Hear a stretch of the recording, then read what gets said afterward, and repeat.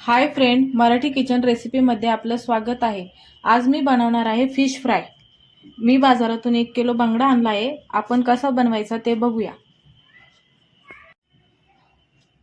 Fish फ्रायसाठी लागणारे साहित्य: कोथिंबीर, 2-3 चमचे रवा, 2-3 चमचे बेसन पीठ, मीठ, लाल तिखट, हळद, धना पावडर, लसूण, अद्रक आणि 4 काळी मिरी आणि लिंबू। सगळ्यात आधी मासे मी स्वच्छ पाण्याने धुवून घेतले आहेत। आता आपण फिश फ्राय कसे बनवायचे आहे ते बघूया। सगळ्यात आधी आपण लसूण, अद्रक आणि काळी मिरीची पेस्ट करून घेऊया।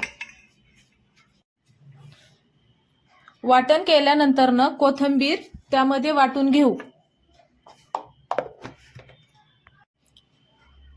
आपले वाटण झालेले आहे। आता आपण हळद, लाल तिखट, धना पावडर आणि चवीनुसार मीठ एकत्र मिक्स करून घेऊया आणि त्यामध्ये लिंबाचा रस घालूया।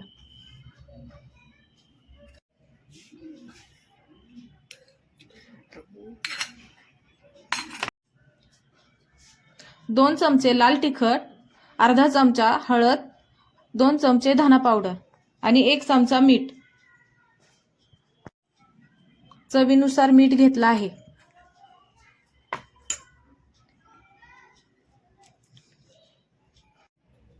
एका लिंबाचा रस घेतला आहे। आता हे वाटण आणि हा मसाला, लिंबाचा रस एकत्र मिक्स करून घ्यायचा आहे।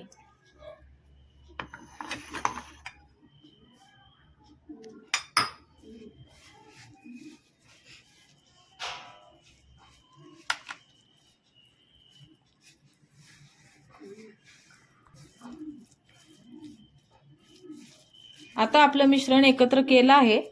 आपण आता मासे मॅरिनेट करून घेऊया।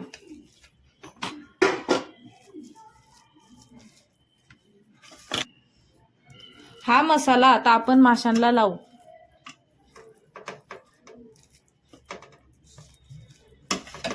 मसाला पूर्ण आतपर्यंत लावून घ्यायचा, आतल्या बाजूला पण लावून घ्यायचा। हे जे कट केले आहेत त्याच्यामध्ये पण भरून घ्यायचा मसाला, त्यामुळे माशांना चांगली चव येते।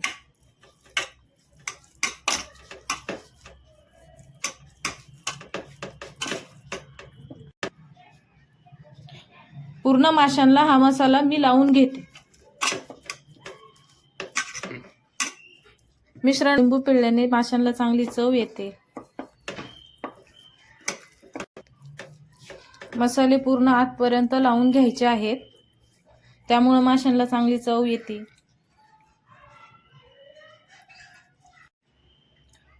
आपण तयार केलेला मसाला आता पूर्ण माशांना लावून झाला आहे।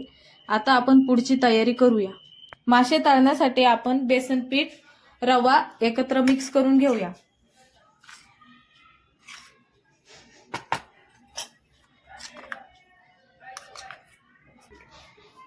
तीन चमचे रवा घेतला आणि बेसन पीठ 3 चमचे घेतले आहे।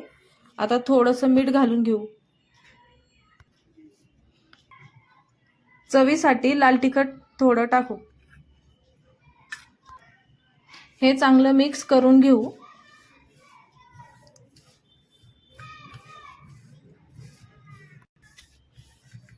हे आता मिक्स करून झालेलं आहे। त्यामध्ये मी थोडासा रवा आणि बेसन पीठ ऍड केलं जास्तीचं, 1 किलो माशांना पुरणार नाही। आता आपण हे माशांना लावून घेऊया। दोन्ही बाजूनी हे बेसन पीठ आणि रवा लावून घ्यायचा आहे।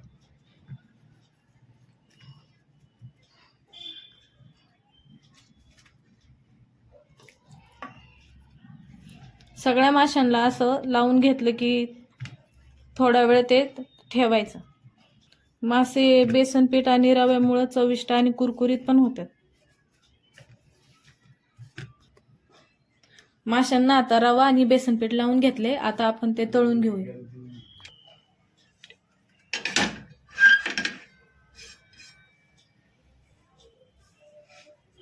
तवा आपण गरम करायला ठेवू।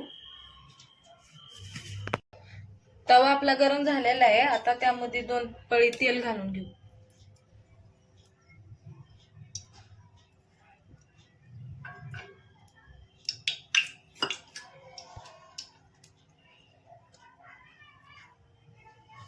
आता तव्यावरती मासे ठेवूया.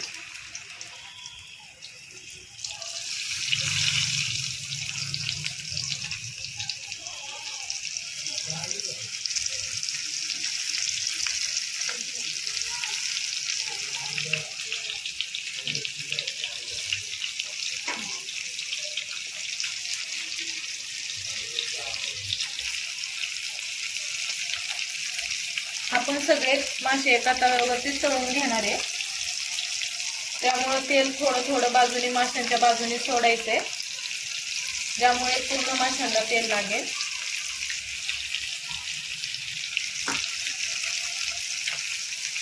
मासे टाकल्याच्या नंतर थोड्या वेळ गॅस मोठाच ठेवायचा, नंतर थोड्या वेळाने बारीक करायची.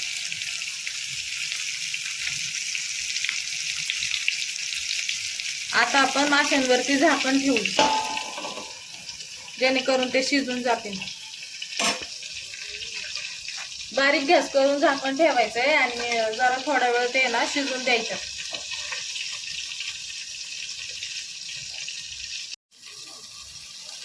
पाच मिनिटं झालेले. 5 मिनिटं झाकण ठेवून आपण मासे शिजून घेतले. आता ते पलटी करू.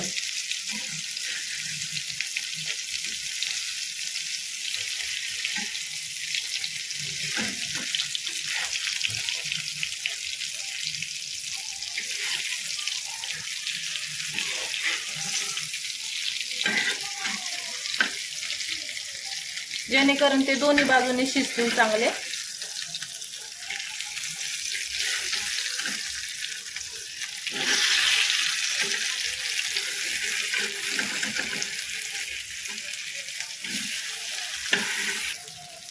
एका बाजूने मासे चांगले शिजलेत. आता दुसऱ्या बाजूने शिजून घेऊ. त्याच्यावर थोडं झाकण ठेवून 5 मिनिटं ठेवूया झाकण. गॅस बारीकच ठेवायचा, जेणेकरून ते करपणार नाही तर करपून जाते ते. 5 मिनिटं झालेले आहे. आपण आता झाकण काढू आणि वरच पलटी करून घेऊ. मासे थोडे खरपूस भाजले जाते.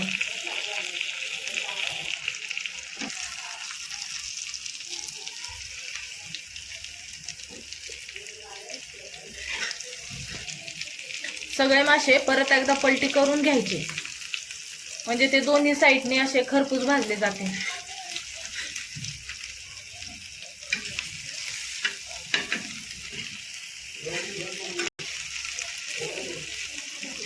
मासे पलटी करून झाल्यावरती थोडा वेळ गॅस मोठा करू जरा.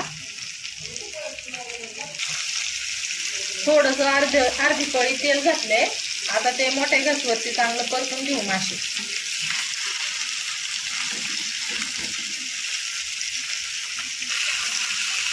अशा प्रकारे आपण 2-3 वेळा ते तव्यावरती मासे उलटे करायचे. चांगले ते परतून घ्यायचे दोन्ही साईडने. ते कुरकुरीत झालेले दिसते मासे. आता पलटी करताना ना गॅस मोठाच ठेवायचा, म्हणजे ते चांगले कडक होऊन जाते.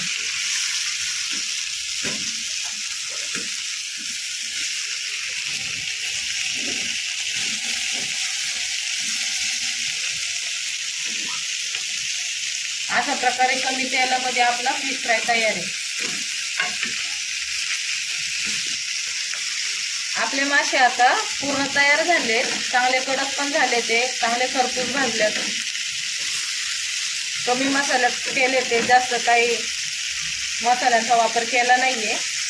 कमी वेळामध्ये झटपट फ्राय केलेत मासे.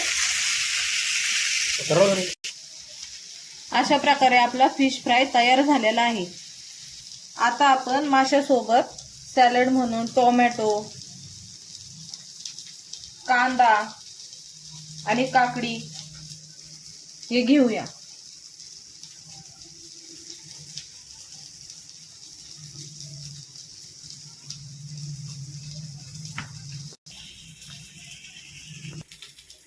आपली फिश फ्राय डिश तयार आहे.